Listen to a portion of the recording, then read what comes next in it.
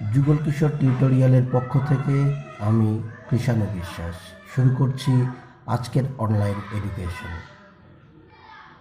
আজকের বিষয় মাধ্যমিক ভৌতবিজ্ঞানের চতুর্থ অধ্যায় তাপের ঘটনাসমূহ পর্ব 3। আগের দুটি পর্বে আমরা দেখেছি কঠিন তরল এবং গ্যাসের প্রসারণ, তাপীয় সাম্যাবস্থা, এই বিষয়গুলিকে আমরা আগে আলোচনা করেছি। আজকে যেটুকু আলোচনা হবে সেটা তাপের পরিবহন ও তাপ পরিবাহিতা, মূলত এই দুটি বিষয়ে। কি পড়ব আজকে দেখে নেব আজকের পাঠ। তাপের পরিবহন কি, তাপের সুপরিবাহী ও কুপরিবাহী পদার্থ কি, ইঞ্জিন হাউসের পরীক্ষা, তাপীয় পরিবহন কি বিষয়ের উপর নির্ভরশীল, তাপ পরিবাহিতা কি, ইহার সিজিএস ও এসআই একক কি, তাপীয় রোধ ও তাপীয় রোধাঙ্ক বলতে আমরা কি বুঝি, এই 6টি বিষয় আজকে আমাদের পাঠের অন্তর্ভুক্ত হয়েছে। প্রথমে দেখে নেব তাপের পরিবহন কি। আমরা জানি যে প্রত্যেকটা সকল স্থান সবসময় বা সকল বস্তুই সবসময় স্বাভাবিক নিয়মেই চাই যে তাদের উষ্ণতা সবসময় যাতে সমান থাকে। এক্ষেত্রে দেখা যায় যে পরস্পর সংস্পর্শে আছে এমন দুটি বস্তু যদি তাদের মধ্যে উষ্ণতার পার্থক্য থাকে, তাহলে উষ্ণতর বস্তু থেকে শীতলতর বস্তুর দিকে তাপের একটা প্রবাহ হয়। এই প্রবাহটাকেই বলা হবে তাপ সঞ্চালন বা তাপের পরিবহন। অর্থাৎ ভিন্ন উষ্ণতার দুটি বস্তুর পরস্পরের সংস্পর্শে থাকলে বা থাকা অবস্থায় উষ্ণতর বস্তু থেকে শীতলতর বস্তুর দিকে তাপের যে সরবরাহ বা তাপের যে প্রবাহ, সেটাকেই বলা হবে তাপীয় পরিবহন। একটু সংজ্ঞার আকারে বলতে গেলে বলা যাবে যে পদ্ধতিতে কোনো বস্তুর মধ্যে দিয়ে উষ্ণতর অংশ থেকে শীতলতর অংশে তাপ সঞ্চালিত হয়, অথচ বস্তুর উপাদানটির কণাগুলির কোনোরূপ স্থান পরিবর্তন হয় না, তাকেই তাপের পরিবহন বলে।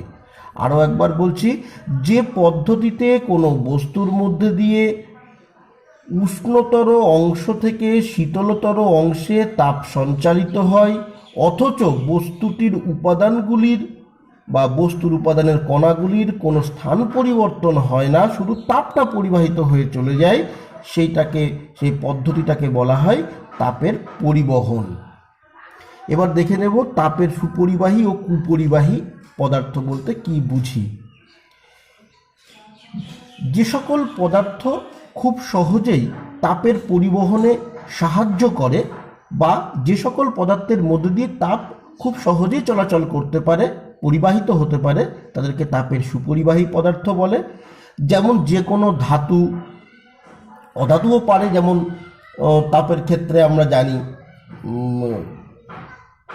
অধাতুর ভিতরে মানে বিশুদ্ধ জল পারে না, কিন্তু অ্যাসিড বা লবণ মিশ্রিত জল সেটিও পারে। সাধারণত তাপ যে কোনো রকম ধাতু তারা তাপের সুপরিবাহী হয়। মানবদেহ সেটিও সামান্য হলেও তাপের সুপরিবাহী। তাপের কুপরিবাহী কি?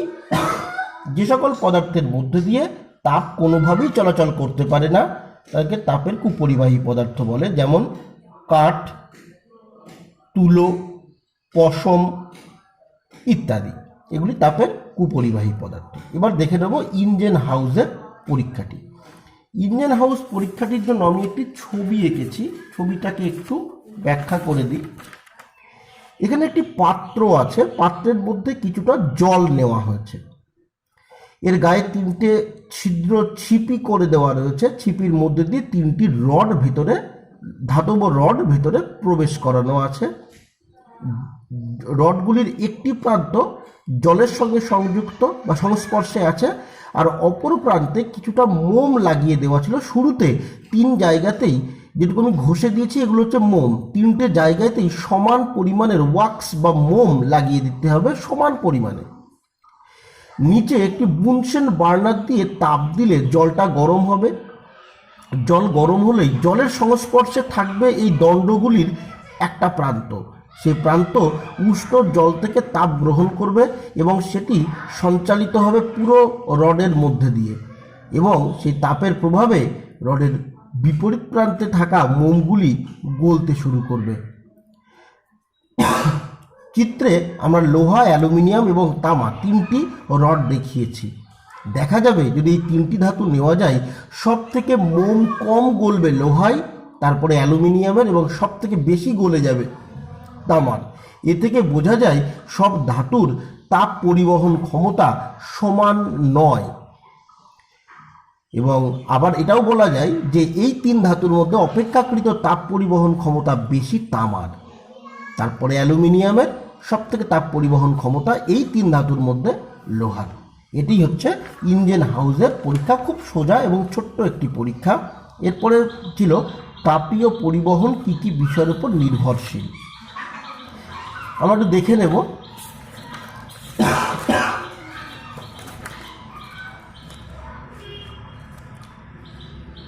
তাপীয় পরিবহন যে বিষয়গুলির উপর নির্ভরশীল সেগুলি হলো প্রস্থচ্ছেদের ক্ষেত্রফল, যাকে এ দিয়ে সূচিত করা হয়, পাতের বেধ, যাকে ডি দিয়ে প্রকাশ করা হয়, উষ্ণতর পৃষ্ঠের উষ্ণতা, যেটা θ1 দিয়ে প্রকাশ করা হয়, শীতলতর পৃষ্ঠের উষ্ণতা, যাকে θ2 দিয়ে প্রকাশ করা হয়, এবং পরিবাহিত তাপের পরিমাণ। এই চারটে বিষয়ের উপরেই মূলত নির্ভরশীল।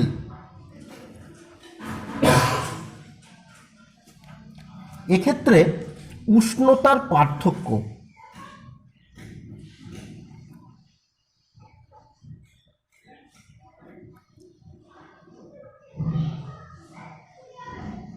θ1 মাইনাস θ2, এটা উষ্ণতার পার্থক্য। কিভাবে নির্ভরশীল হয়? পরিবাহিত তাপের পরিমাণ সেটি সমানুপাতিক থাকে প্রস্থচ্ছেদের ক্ষেত্রফলের সাথে। প্রস্থচ্ছেদের ক্ষেত্রফল যত বেশি হবে, তাপের পরিবহন তত বেশি হবে। এটা আমরা অনেক সময় তুলনা করতে পারি জল প্রবাহের একটা পাইপের সাথে। কোনো পাইপের মুখ যত ছোট হবে তত কম জল পরিবাহিত হবে সেই পাইপের মধ্যে দিয়ে, আর পাইপের মুখটা যত বড় হবে তত বেশি জল পরিবাহিত হবে। ঠিক অনুরূপ যত প্রস্থচ্ছেদের ক্ষেত্রফলটা, এই যেটা পদার্থ দেখা হচ্ছে এর এই যে একটা দিকের একটা তলের প্রস্থচ্ছেদের ক্ষেত্রফলটা এ, এই দিকের পৃষ্ঠের উষ্ণতা θ1, বিপরীত দিকের অর্থাৎ এই দিকের পৃষ্ঠের উষ্ণতাটা হচ্ছে θ2, কিউ পরিমাণ তাপ প্রবাহিত হচ্ছে এই বস্তুটার, অর্থাৎ এই পাতটির বেধ হচ্ছে ডি। কিউ পরিমাণ তাপ এ প্রস্থচ্ছেদের মধ্যে দিয়ে প্রবাহিত হচ্ছে। যদি প্রস্থচ্ছেদটা আরও কম হতো তাহলে তাপটা কম পরিবাহিত হতো, যদি প্রস্থচ্ছেদটা আরও বড় হতো তাহলে বেশি পরিমাণ তাপ পরিবাহিত হতো। এই জন্য সমানুপাতিক সম্পর্কযুক্ত। এরপরে কিউ সমানুপাতিক উষ্ণতার পার্থক্য। উষ্ণতার পার্থক্য যত বেশি হবে তত বেশি পরিমাণ তাপ পরিবাহিত হবে। আর পরিবাহিত তাপ এরা ব্যস্তানুপাতিক পাতটির বেধের উপর। যত বেধটা পুরু হবে, বেশি হবে, তত কম তাপ প্রবাহিত হবে। যত প্রস্থচ্ছেদের ক্ষেত্রফলটা ভুল বললাম, বেধটা যত কম হবে, প্রস্থচ্ছেদের ক্ষেত্রফল নয়, বেধ যত বেশি হবে তত কম তাপ পরিবাহিত হবে, বেধ যত কম হবে তত বেশি তাপ প্রবাহিত হবে। এই তিন বিষয়ের উপরে মূলত পরিবাহিত তাপের পরিমাণটা নির্ভরশীল। এবার যৌগিক ভেদের নিয়ম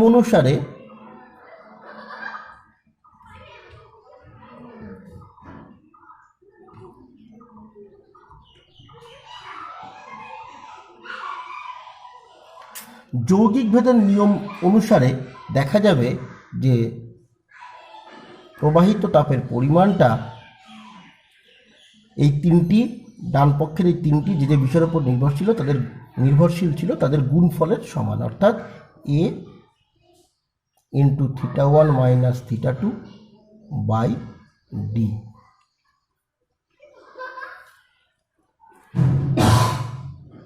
আরও একটি বিষয়ের উপরে নির্ভরশীল, সেটি হচ্ছে সময়। তাপ পরিবহনের সময়, সেটিকে টি দিয়ে প্রকাশ করা হয়, এবং সেটি দেখা যাবে কিউ যত বেশিক্ষণ ধরে তাপটা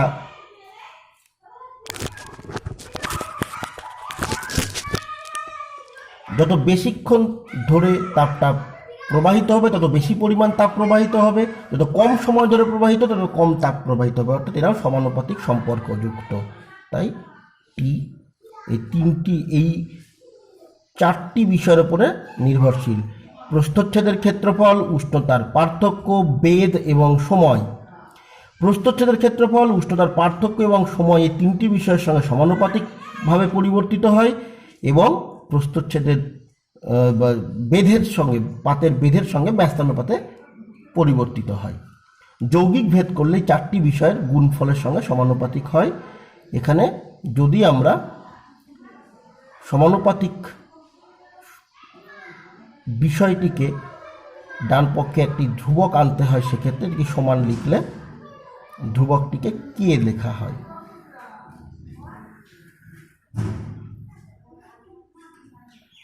সমানুপাতিক মানে কিন্তু সমান নয়, আমরা এখানে সমান ধরছি, সেক্ষেত্রে ডান পক্ষে একটি ধ্রুবক দিয়ে রাশি দিয়ে গুণ করতে হয়। সেই কে হচ্ছে এখানে অশূন্য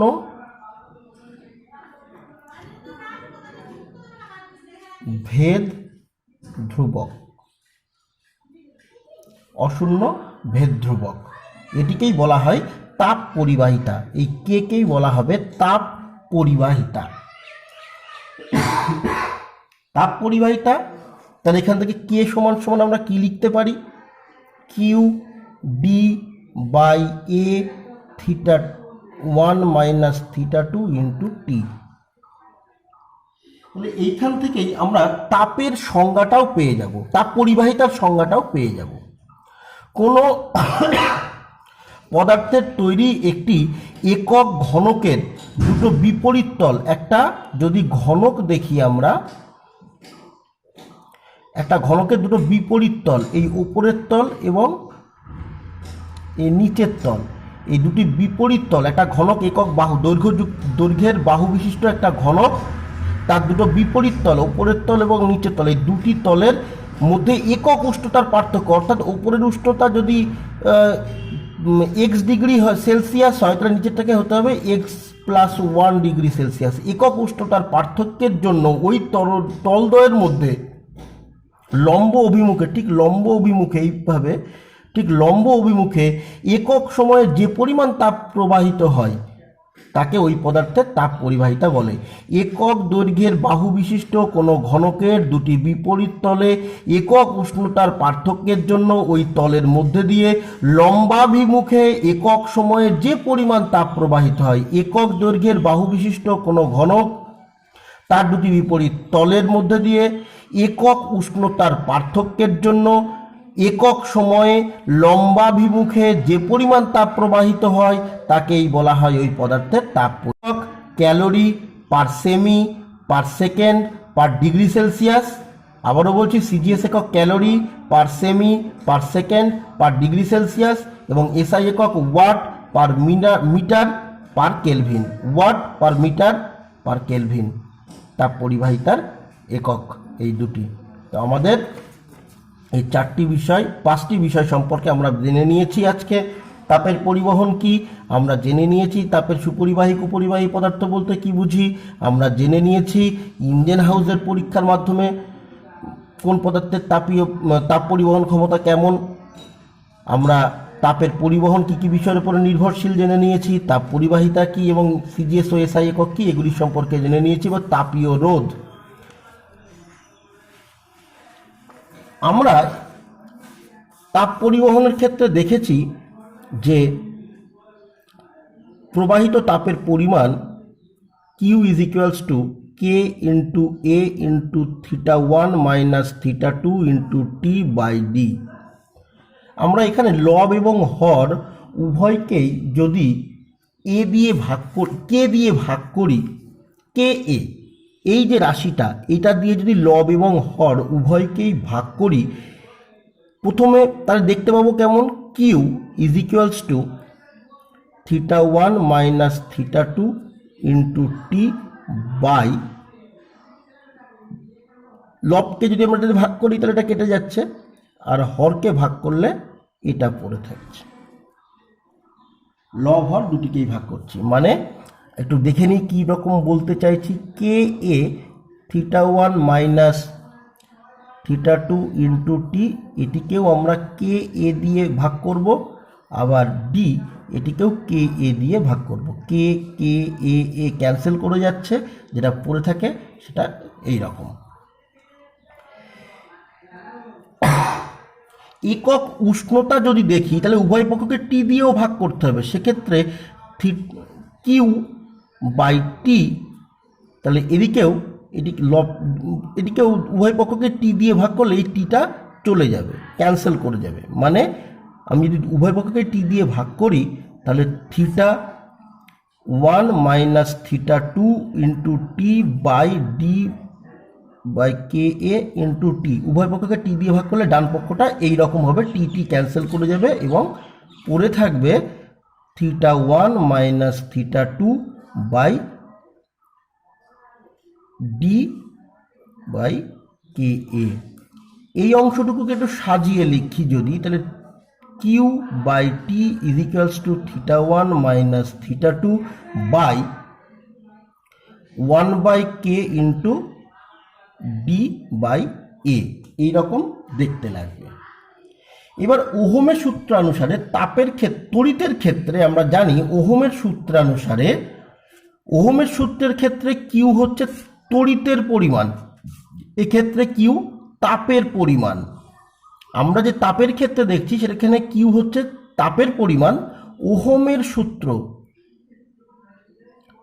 সূত্রের ক্ষেত্রে কিউ হচ্ছে প্রবাহিত তড়িতের পরিমাণ।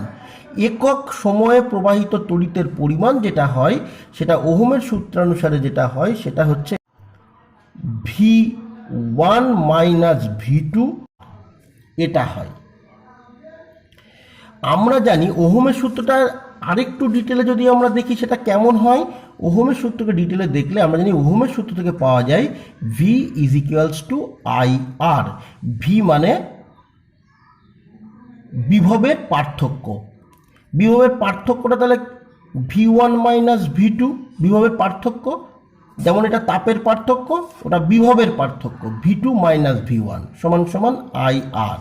তাহলে এইখান থেকে আমরা দুই পক্ষকে যদি আর দিয়ে ভাগ করে দিই তাহলে V one minus V two by R is equals to I পড়ে থাকে। আবার আমরা জানি আই সমান সমান কিউ ইন্টু আই সমান সমান কিউ বাই টি। তাহলে আই যদি কিউ বাই টি হয় সেটা যদি এখানে বসানো যায় তাহলে এটার রূপ হয়েছে যাবে V one minus V two by R সমান সমান কিউ বাই টি। ওহমের সূত্রানুসারে আমরা এটা পাই। এক্ষেত্রে আরকে বলা হয় রোধ।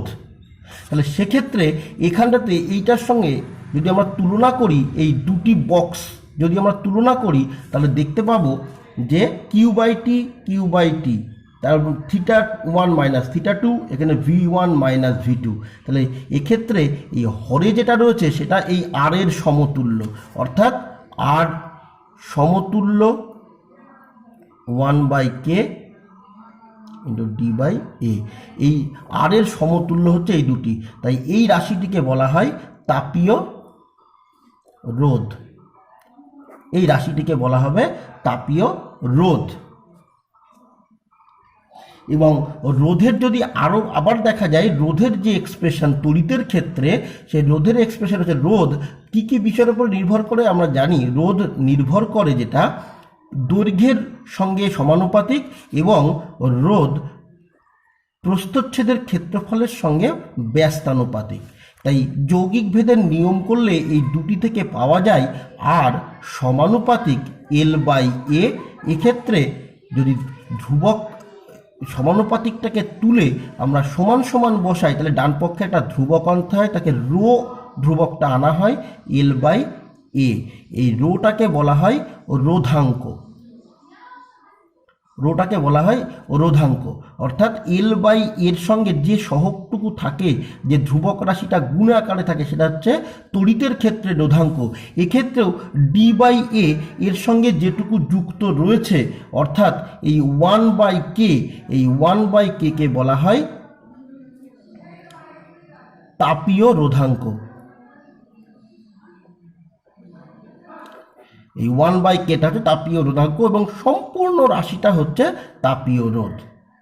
এই হচ্ছে বিষয়। তাহলে আমরা দেখেছি তাপ পরিবাহিত তাপ সমান সমান KA into θ1 minus θ2 into T/D। এখানে আমি লব এবং হর দুটিকেই KA দিয়ে ভাগ করলে পাবো θ1 মাইনাস θ2 ইন্টু T/D/KA। আমি দুই পক্ষকেই T দিয়ে ভাগ করলে পাবো Q/T is equals two θ1 minus θ2/D/KA। এবার এটিকে পৃথক করলাম, পৃথক করলে 1/K ইন্টু D/A। ওহমের সূত্রানুসারে আমরা যেটা পেয়েছিলাম সেখানে আর এর সমতুল্য, আর অর্থাৎ রোধের সমতুল্য হচ্ছে 1/K ইন্টু D/A। তাই এই দুটি সমতুল্য বলে এটিকে আমরা তাপীয় রোধ বলে থাকি। এর মধ্যে যে 1/K রয়েছে সেটা রোধের এক্সপ্রেশন থেকে যেটা আমরা দেখতে পেয়েছিলাম, রো অর্থাৎ তড়িতের ক্ষেত্রে রোধাঙ্কের সমতুল্য ক্ষেত্রে আচরণ করে 1/K, তাই এটাকে বলা হয় তাপীয় রোধাঙ্ক। এই 6টি বিষয় সম্পর্কে আজকে বলার কথা ছিল, বললাম। আশা করি তোমাদের পছন্দ হয়েছে। ঠিক মনে হলে লাইক এবং চ্যানেলটি সাবস্ক্রাইব করবেন।